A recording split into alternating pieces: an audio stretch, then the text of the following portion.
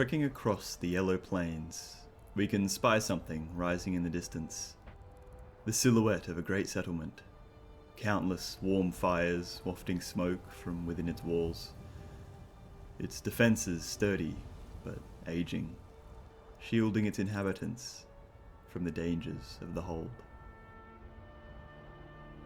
Welcome to a very special episode of Oddities. A show where we take a look at locations in games to find details, moments, and minutiae we just think are interesting. So grab yourself a tea or a coffee and sit back as we explore together. Today, we're here in Whiterun, perhaps the most iconic city in all of Skyrim. Here, in the centre of the map, it offers ease of access to any kind of shop, vendor, crafting, or questing you could desire.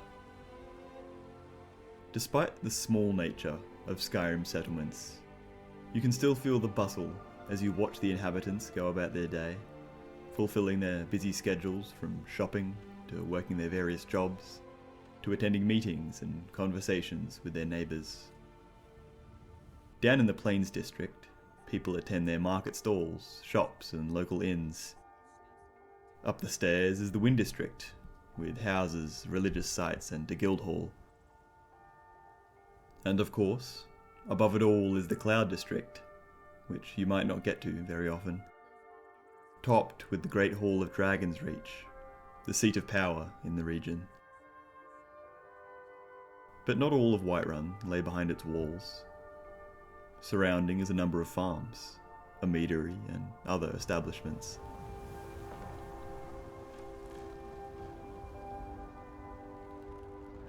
We'll start today at the entrance to the city, the beginning of the large hill that makes up Whiterun itself. Here we can see two great banners on the wall, conveying a golden horse, no better symbol for the city that sits within the plains, on which a horse can run free and wild. From the walls, the guards can peer over the surrounding lands, and interestingly, it looks like these wooden pathways and scaffolds may have been retrofitted over the walls as they crumbled. The old stone covered in moss and lichen, a victim to time. Maybe it's not in the budget to construct a new wall at the moment, or it might hold historical significance, and the government would rather keep repairs as unintrusive as possible. But the guardsmen would have to keep a keen eye out, for there is little to no reinforcement on the walls by this small waterfall here.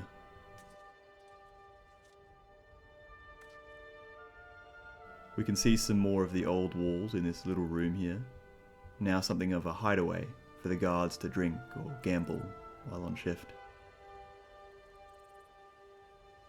As much confidence as an attacker would have if they burst through the first wall, it would dissipate as they reach the second. A much stronger looking thing, with a heavy drawbridge that can be pulled up while arrows and rocks rain down. That being said, hopefully this little walkway can be removed. Otherwise they could just walk around the back of it with no issues. Or up and around this loop to get atop the wall and lower the drawbridge. Though after that, they're met with the main gate, two guards flanking it at all times.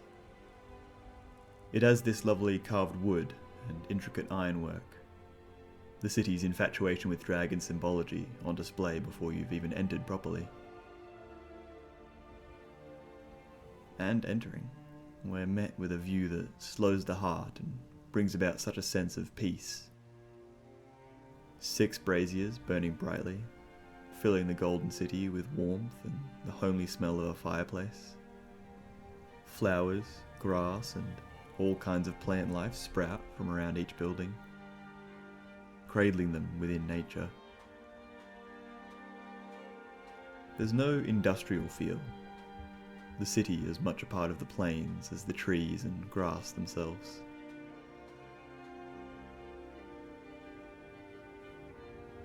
To our right, we can spy War Maidens, the local blacksmith, and its proprietor, Adrienne.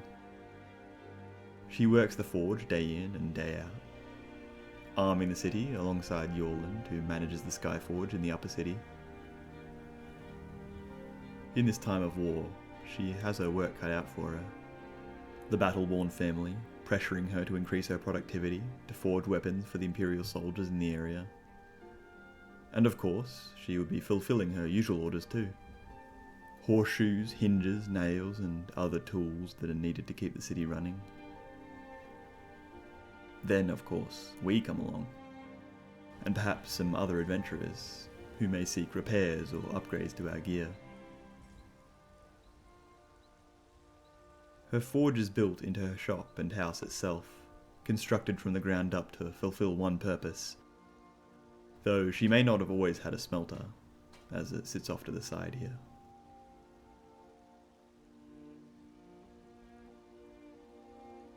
Inside, her husband, Ulfberth, tends the counter, selling swords, axes, shields, and all kinds of armour.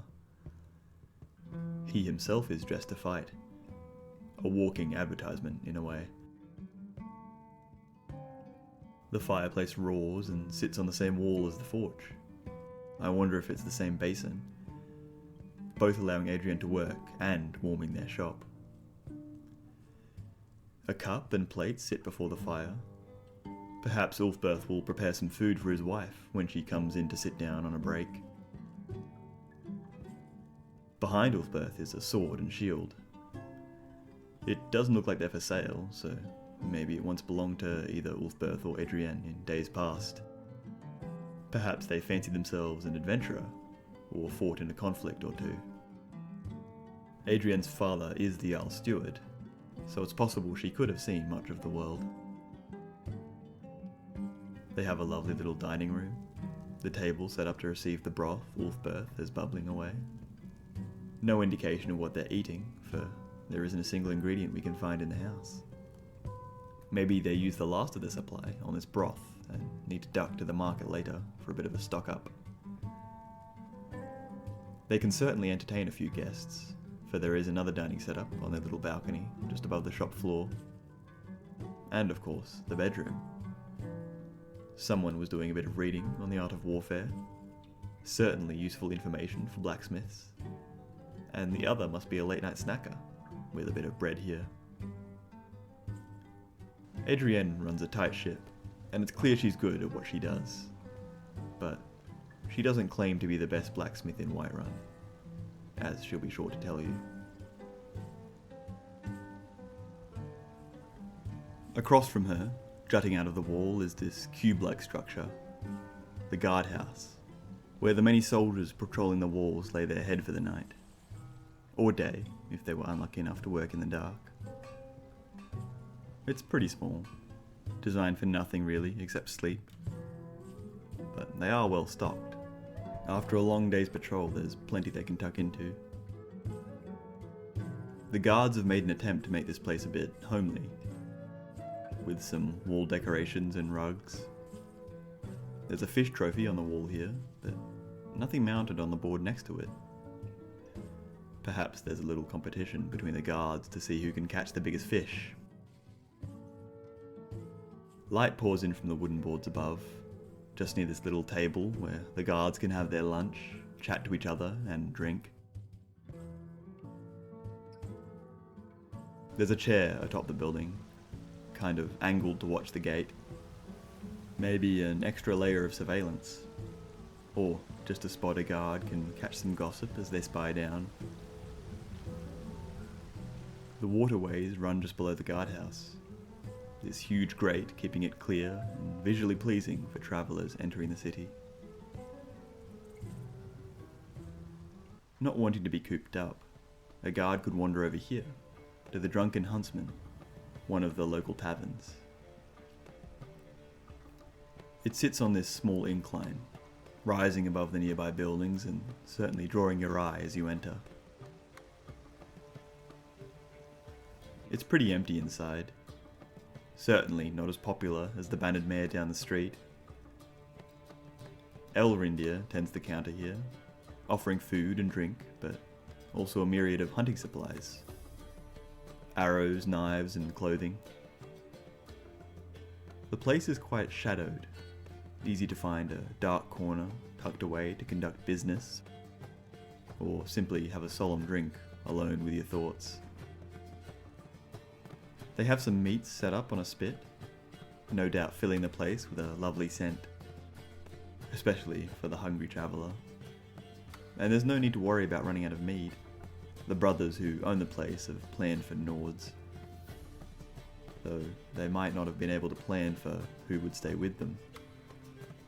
For Nazim inhabits the top floor with his wife Alam. Them having this lovely upstairs main bedroom, and the poor brothers having to make do below, might indicate that Nazim flashed his coin purse, offering them a fair amount to let him have this room. I'm sure they thought it a great deal at the time, but who knows what demands he makes of them. And the bigger question being why he never sets foot on this farm he's so proud of, or Dragonsreach, which he'll be sure to tell you he frequents. Whatever misgivings he has, I'm sure his wife and the two brothers will be getting an earful. Nazim and Alam have a book on the history of the Empire on their bed. Perhaps one of them is interested in history. It could be Nazim is trying to imitate the upper echelons of Imperial society, hiding behind a visage of what he thinks a prim and proper businessman should be. Perhaps he once attempted to join the society he covets, but was rejected, and now inhabits a place where he can hold some of that power he craves, lying to himself, ignoring how little respect the citizens of Whiterun have for him. Across the street from the Drunken Huntsman is Bree's home, a nice little cottage that now sits empty and abandoned. It's up for sale, the Jarl's steward acting as a realtor of sorts. I wonder why it's empty. Perhaps its old inhabitants left the city, striking out elsewhere in the Empire, or simply fleeing the tide of war. Or it could be the owners passed on, with no inheritor to the place. There's not much to it before we purchase it and make it our own. But these cobwebs in the corners and roof indicate that it has been a while since someone lived here. I wonder it wasn't already bought by someone else in the city. But I suppose coin might be tight at the minute, with a wartime economy likely having been adopted by the Jarl.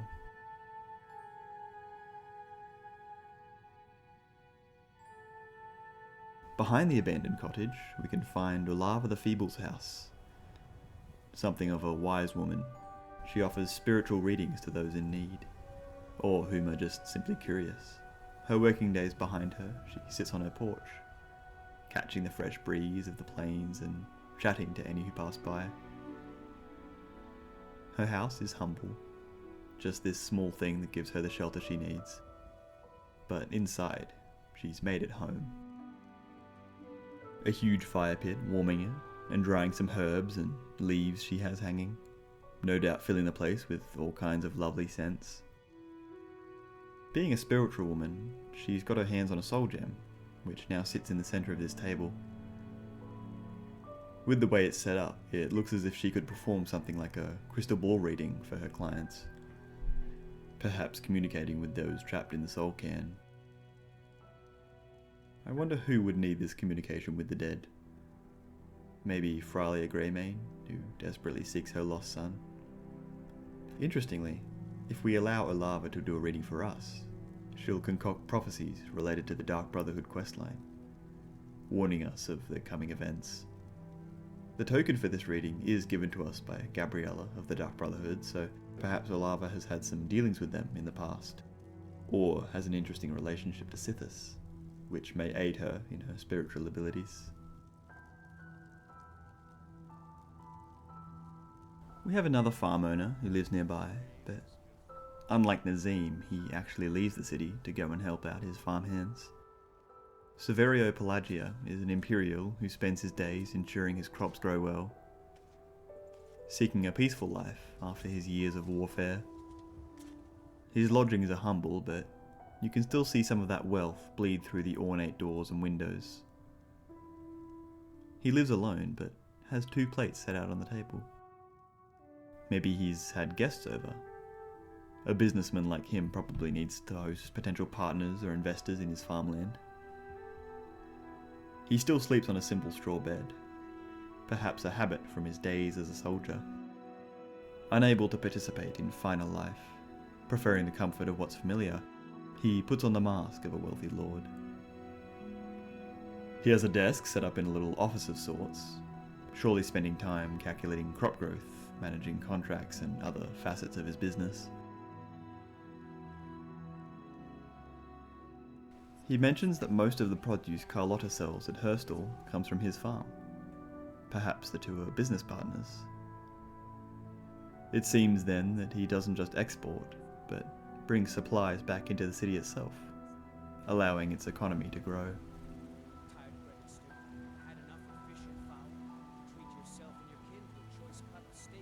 The market itself is always bustling. We only see citizens of the city shopping around, but I'm sure travellers and traders frequent this place to restock. The fertile farmland of Whiterun, feeding the more frigid regions of Skyrim.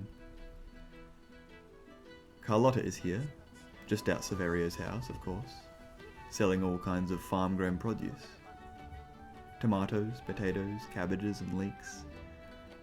While Lenoriath over here supplies the city with more animal and meat product. He is the brother of Elrender, over in the Drunken Huntsman, the two managing both the business of the tavern and the market stall. Good quality meat advertising good quality hunting gear, and vice versa. Interestingly, Honoriath has a Dark Brotherhood contract out for his assassination. I wonder who he ticked off to warrant that. And of course we have Fralia as well, selling valuable knickknacks and weapons crafted by her husband up at the Skyforge. There are two standing shops as well, the apothecary and the general goods store. Presumably a bit more established, or bringing in a bit more money than the stalls outside.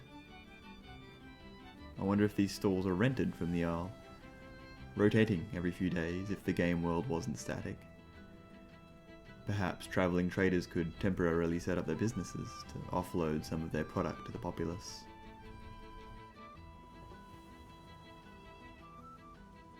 We all know Belethor's, the best place to get rid of all the loot you've found in the various dungeons across Skyrim. What he does with all the gems and dragon bones, who knows? But he seems quite successful. He has an employee, Sigurd, working for a less lethal company, but Sigurd only seems to really chop wood outside the shop. Maybe Belethor is hazing him a little, making him do all the backbreaking work before letting him tend the store one day. Sigurd seems to enjoy working there well enough, acting as a kind of sign spinner to those walking past, letting them know about the shop. Belethor sells all kinds of things, from produce to place settings to a troll skull, books and jewels and candlesticks and flour. If you need it, Belethor probably has it. Sure, I have something you'll want. A ruthless guy. You get the sense he would buy the whole market if he could. His own space isn't as decorated as his storefront. You get the sense that his life is the store, him caring very little for anything else. Least of all Sigurd, who he's popped away up in the corner here. Belethor mentions that business has been a bit slower with the war going on, but his elevated prices have kept things running smoothly. Why you would admit that to a customer? Who knows? Another shrewd salesperson can be found in Arcadia, managing her potion shop next door. Luckily Belethor doesn't seem to stock many potions, for I'd fear he'd try and put her out of business. She's very good at making people question their health though, making her observations each time someone opens the door. You could call it snake oil, but her potions do work. Whether or not you need it is the question. Little does she know you can just go visit a shrine to get any ailment sorted. She does have good stock, both ready-made potions and ingredients to craft your own. She even allows customers to use her alchemy lab free of charge. A little free bonus to bring more business in. I am worried about the vicinity of these embers flying up from the fire pit to her various rugs though. I'm sure there's more than one hole burned through each. Up on the top floor, she has some stools. I wonder if she acts as a bit of a town doctor, seating patients here while she makes up some potions. She has a little office as well, with many books about all kinds of information on potions, alchemy, and foraging. Always good to have some reference material, should she need to whip something new together. Trotting about the market stalls is Isolde, a budding trader herself. It seems she's the only one who will give the Khajiit trading caravans the time of day, capitalising on a bit of a blind spot in the Whiterun trading market. It seems she sells products from the city to them, and from them to the city, probably allowing access to all kinds of items from across the Empire that she can charge a premium for. She's a homeowner too, so she must be doing pretty well for herself, living in a small cottage, much like Olava. In fact, the two are neighbours. Her house is filled to the brim with supplies, leaving little room for herself, having parked snug in this corner here. She has a little desk as well, maybe for evaluating items under the firelight or conducting business with potential clients. It's a pretty small table, so I'd worry about her back. She'll feel that in a few years. She too has left a broom very close to her fireplace. I worry Whiterun may need a fire brigade of sorts. Isolde's whole deal is to eventually buy the Bannered Mare, the most popular tavern in town, rising above the Plains district with its warm braziers inviting everybody in. No doubt the smell of cooking meat, hearty stew and mead would turn the head of any weary traveller. The inside is segmented by these great pillars, making it seem quite a bit smaller than it really is. We have tables abound, all set with food and mead. Mikhail, the bard, filling the place with lively tunes and his annoying attitude. Sardia works the kitchen, strategically placed on this side of the building, so the smells no doubt waft down into the market. Hulda tends the bar, making conversation with her regulars. It doesn't look like she hands the drink over the bar like other inns, but rather takes an order and sends Sardia or Alfina out with them. We have a few patrons, all drowning their sorrows or simply getting out of the chilly Skyrim air. It's hard to be glum here, filled with good music, good people and good food. Hulda and Sardia inhabit these small rooms while offering quite a nice one to anyone looking to stay for the night. A bed of linen rather than hide, and this nice little balcony where you can sit and watch the comings and goings of the inn.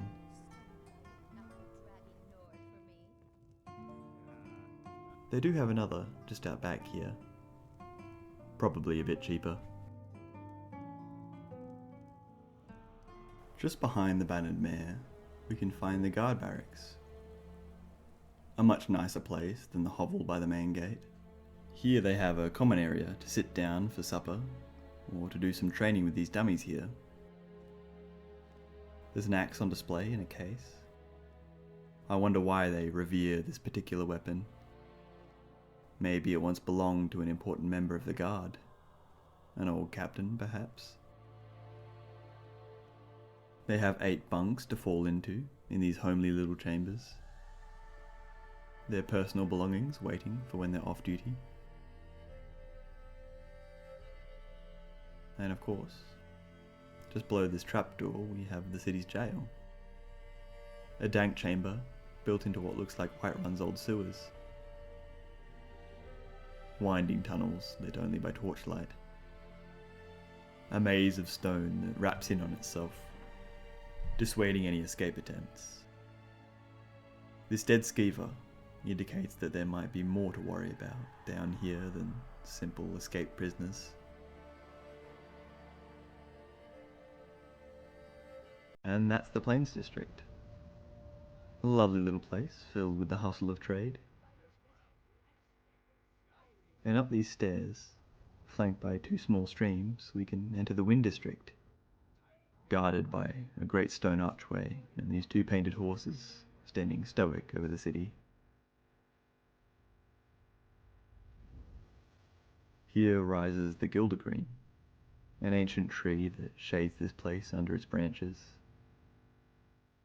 It sits on a small island, cradled by the streams running down from Dragonsreach. A sanctified and spiritual place, the statue of Talos watching over all. It would be tranquil if we didn't have Heimskir here running his throat ragged, preaching beneath his god at all hours of the day. The priest tends to the shrine, likely keeping the braziers lit and the plant life growing well. He lives just nearby, in a small house that he's transformed into something of a church. All these chairs facing a small platform where he stands to hold service. I don't think anyone really attends. Maybe some of the city's nicer folk who feel a bit bad for him. He's let his hearth go out too. Nothing more than ash and embers. Probably due to him spending all his time by the shrine. He has some poison by his bed. I wonder if this is for an enemy, or himself, should the Thalmor come knocking. This cow watches as we pass, sauntering around its tiny paddock, munching on this hay. Probably the only one who regularly attends Heimskir's preachings. It's owned by House Greymane, who live here, just before the Gildergreen. Inside we can feel the grandeur, a wide hall warmed by the fire in its centre, a great dining table with a feast spread upon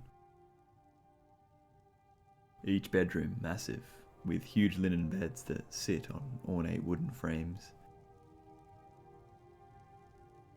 But no house is immune to secrets. Avelstein hides in the dark corners of this place, a Stormcloak sympathiser, hiding away from the Imperials and Thalmor. But I could think of worse places to hide.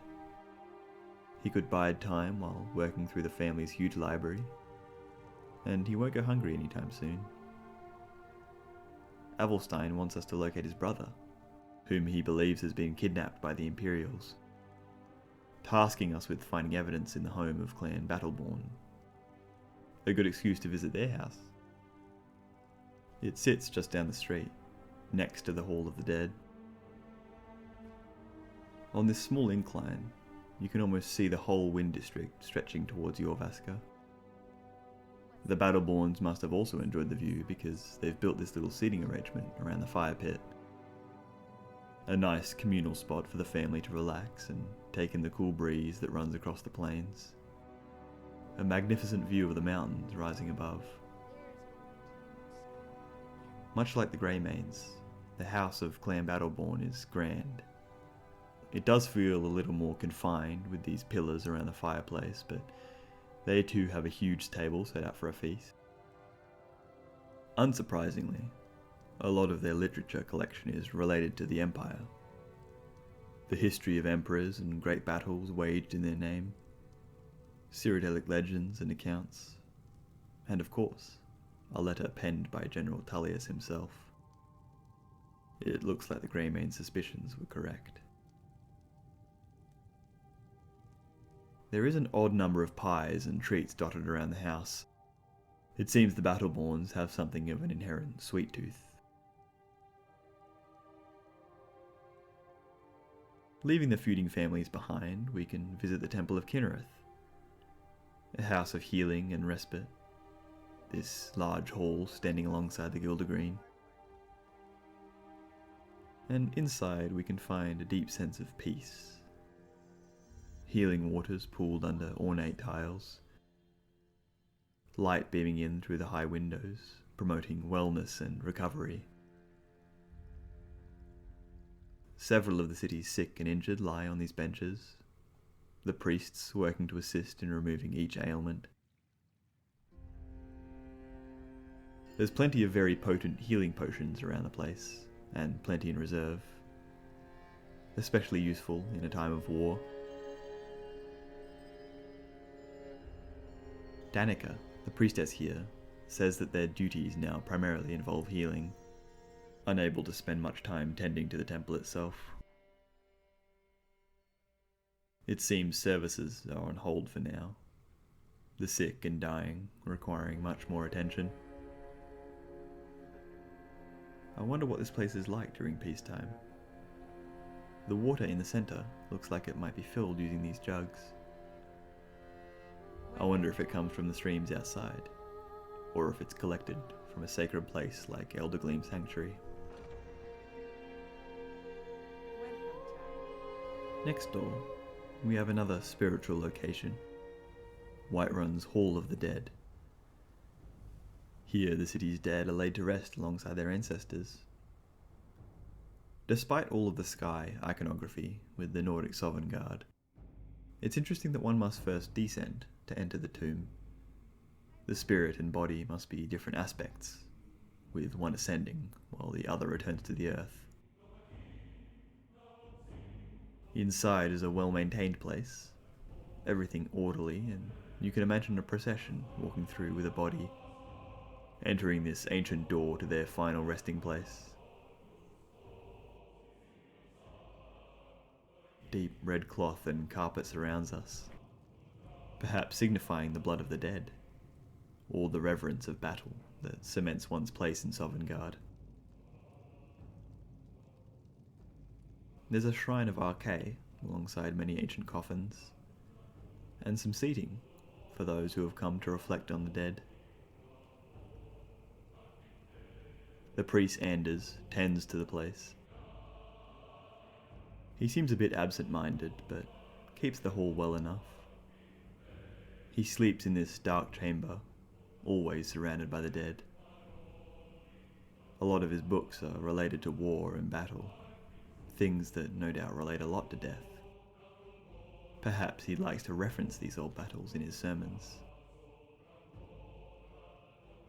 Within the catacombs we can find the old walls of ancient Nords. Some of the dead are a little more restless than others. I wonder why they've been reanimated. Perhaps something within the city is affecting their rest. Could it be the feud between the Battleborns and Greymanes, the civil war itself, or the Daedric influence that festers under Dragonsreach? The place is silent and solemn, the bones of the city's past laying peacefully.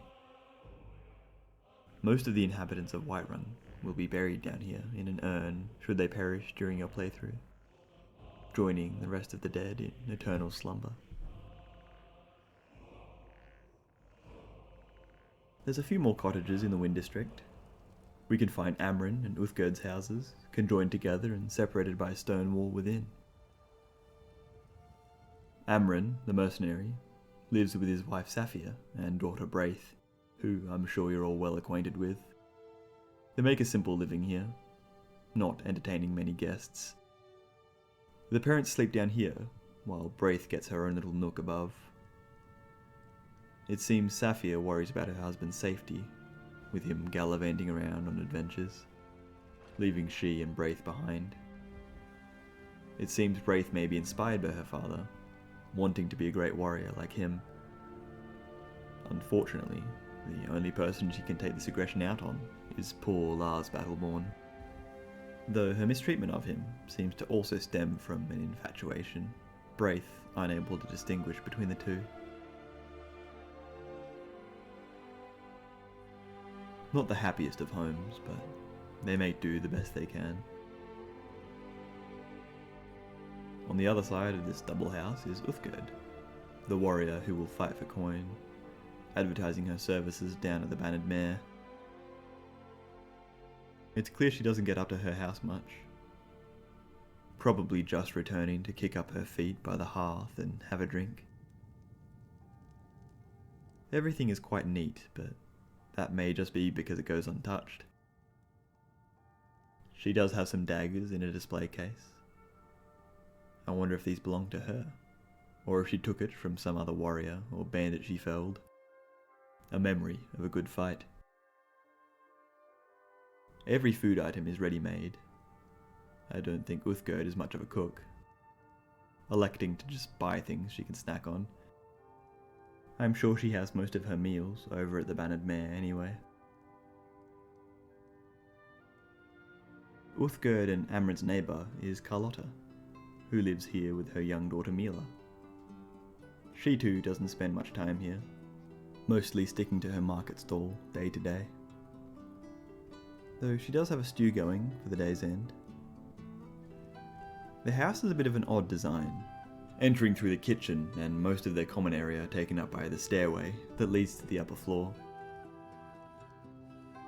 Carlotta must be doing pretty well for herself, because she has quite a high quality bed. Even more odd is that poor Mila must make do with just a straw bed.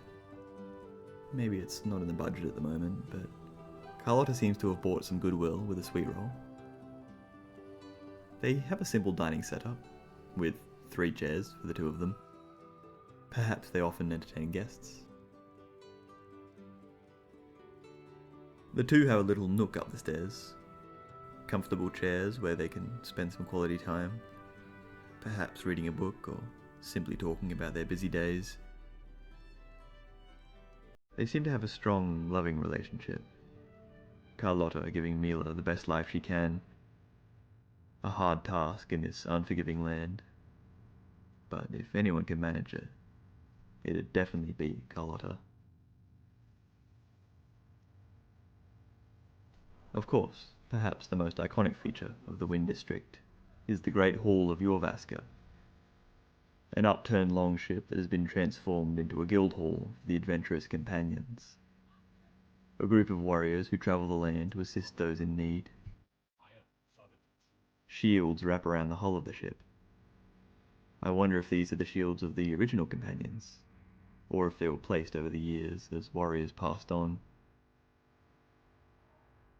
Overlooking is the Skyforge, where Yorlan Greymane crafts weapons and armour for his compatriots in the ancient fires, producing the best steel in Whiterun, as Adrian would tell you.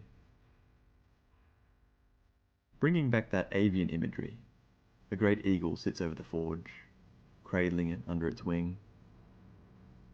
Perhaps it was purposely designed to stand alongside High Hrothgar, as both can be seen as you ascend to the forge.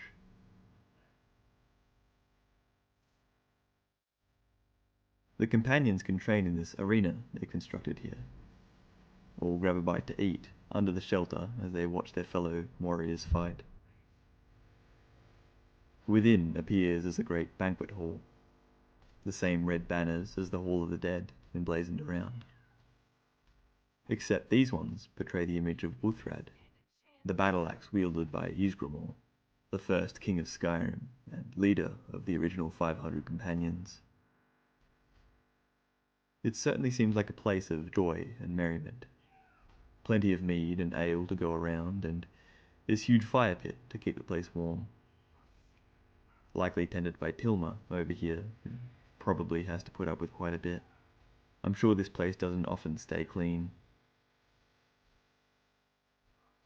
Under this ornate runic arch, we can find the fragments of Uthrad itself, a historical artifact, reminding the companions of where they came from every time they descend to their chambers. Most tables have been used to hold weapons, empty cups strewn about the place. There is some literature. I'm not sure many of these guys spend their time reading though. There's all kinds of weapons on display upon these pillars. I wonder if these were taken from the companions' conquests, or if they belonged to the ancient companions themselves, much like Uthrad. Descending, we can visit the companions' chambers. A bit of a bunk situation, a bit like the guardhouse. There doesn't seem to be any ownership over the beds though. You simply pick one and fall into it on the day's end. With some out adventuring, I'm sure there's always a bed available for each companion within the hall. Every chamber is filled with trophies, hides, old weapons, and books on legends. The companions addicted to the glory of battle and conquest, showing off their deeds of taking down bandit chieftains, great beasts of the wilds, and creatures of legend. but with the increased presence of alcohol and treats, you do get a sense of braggart immaturity that permeates the place. The modern companions perhaps a mere mimicry of the old heroes they attempt to emulate. I'm sure the question has been posed by the populace of Whiterun, so these companions do everything they can to prove themselves worthy of the name. Some deals may have been struck with dark forces to allow them the power of beasts. We had a look at the story of one such man in a similar situation. Perhaps we should take a look at another one soon. And that's the Wind District, a place of family, spirituality, and history. But something has been in the background during our entire look around the city. Up the stairs and into the Cloud District sits the massive keep of Dragonsreach.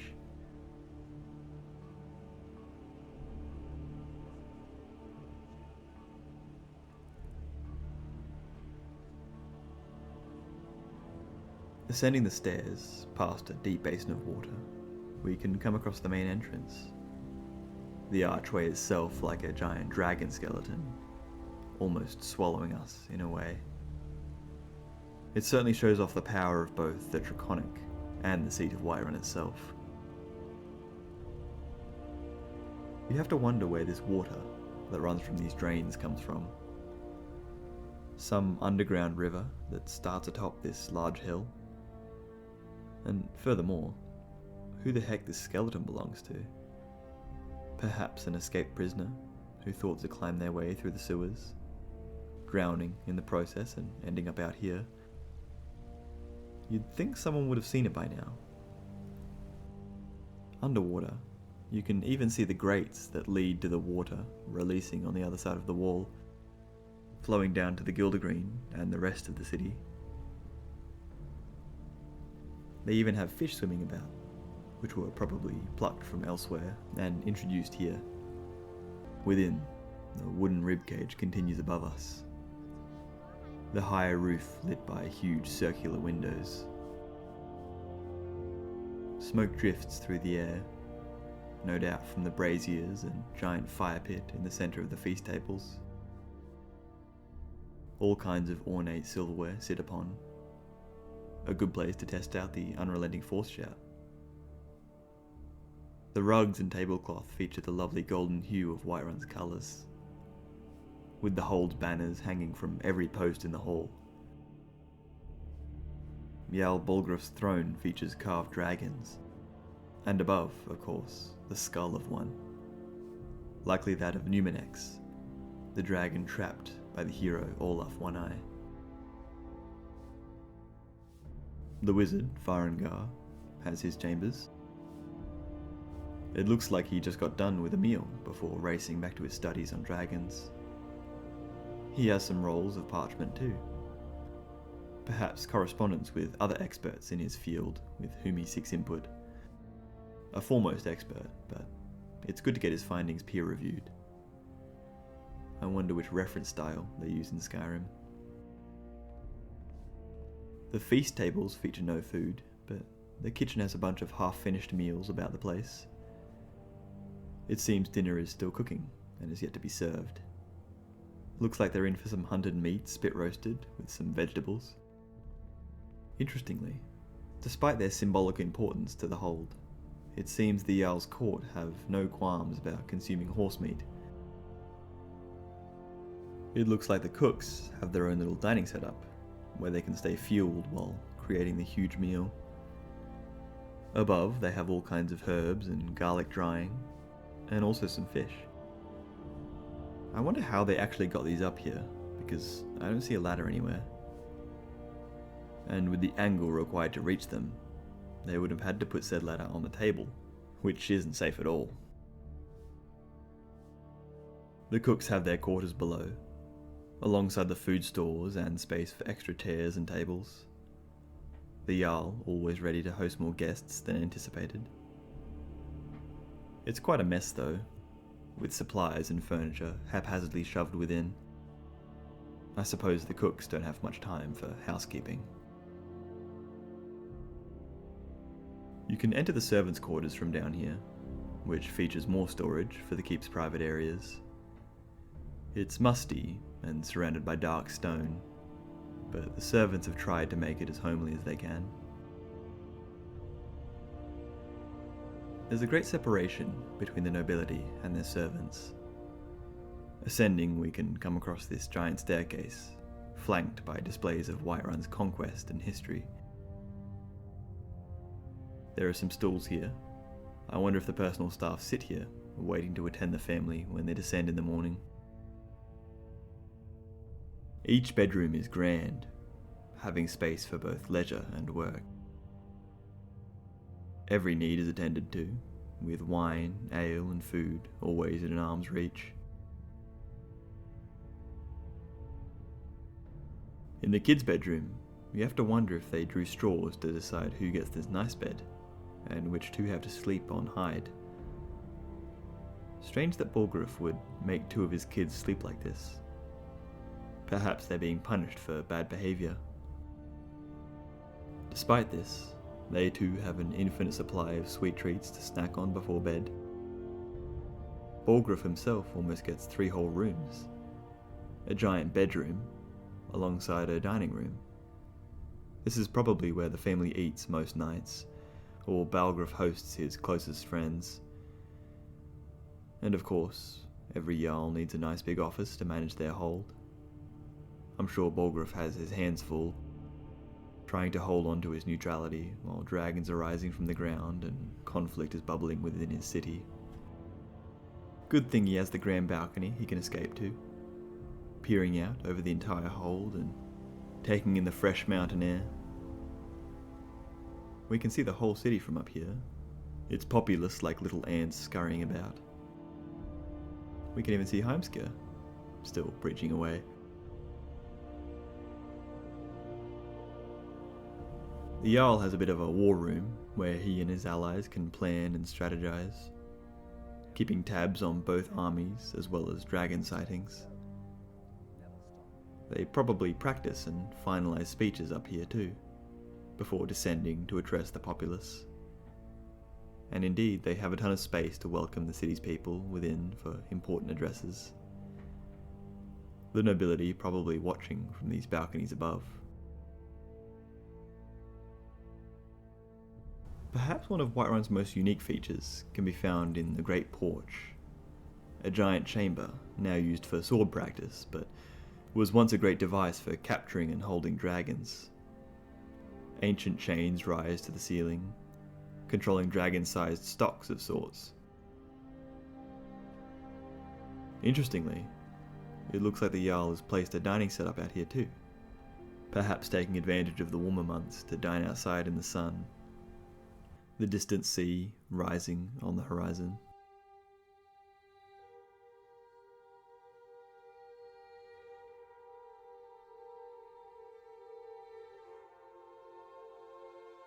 And that's the city itself. A busy place with a ton going on at all times. But Whiterun doesn't end at these walls.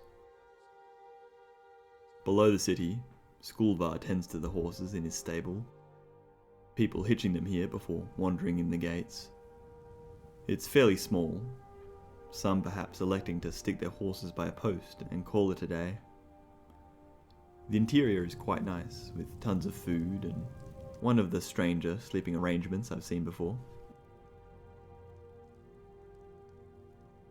I wonder if this is the remains of an outer wall, perhaps another watchtower that used to peer over the road coming in from Riverwood. It's a good place to survey the farms. Perhaps they post a guard here, if the Jarl catches wind of bandits nearby, or to spot expected guests. We can spy Severia's farm, looking as if it too was built on the bones of the old city, using the crumbled walls to mark paddocks. They have all kinds of produce, a mill, stables, and a cow tucked away in a pen. There's lots of rocks jutting up around the place. Definitely ankle breakers at night. Hopefully Severia's farmers keep a good eye out. The farmhouse is quaint, but the farmers have been allowed separate rooms. their own little space to escape to. And they have a meal going to sit down and enjoy upon the day's end. I wonder if Saverio ever joins them, or if he always heads back up to the city. Next door sits the famed Honningbrew Meadery, the city's supplier of all things mead. It looks like it functions as both a production house and a bar, where visitors can sample every type of mead Honningbrew stocks. I wonder if they offer tours. Electing to do it ourselves, we can enter the storehouse and observe barrels upon barrels of mead all stacked in an orderly fashion, likely waiting to be shipped away to every corner of the province. Upstairs, under heavy lock and key, are the living quarters. It seems this place is doing quite well for itself, though it looks like Sabiorn, the owner, is under a great deal of pressure from Maven Blackbriar over in Riften. She seeks to buy the meadery, no doubt looking to eliminate competition in the mead game. He'd better keep this dagger close at hand. Maven is known to be a little ruthless. Down in the basement, we can find more barrels in storage, and it seems like they're having a little problem with skeevers. It certainly wouldn't be good for business if that info ever got out. And it gets stranger still, for it looks like the skeevers have burst through the wall here, knocking down a cabinet that may have been a sad attempt to keep them at bay. At least these traps were set out. But their assault has revealed a deep cave system running into the earth. I wonder if the workers in Honningbrew know they're standing above a nest of skeevers and spiders. And, the most odd of all, a strange man who stalks the dark, living in symbiosis with the giant rats. The tunnels lead us to another storage room, and above, the boilery, where great vats of mead sit over hot fire pits. The not quite as famed Chillfurrow farm is across the way, Nazim's prized possession. His one employee, Wilmoth, tills the soil, growing all kinds of produce while their chickens lazily peck around the dirt. Inside the cottage is a homely sight, and a lot less busy compared to our previous video. A lovely fire is roaring in the centre, with the day's meals all hooked up to this spit. Delectable meats awaiting after a hard day's work. Nazim or Wilmoth must be quite well read with all these books here, and they have a drum too. Perhaps for more festive times after the harvest. I wonder if this is Nazim's desk, where he manages contracts, manifests, and inventory. Wilmoth's bed is here, Nazim electing to sleep within the city. He has a keg right next to his bed, a good cup of mead never too far away. He probably needs it, considering who his boss is.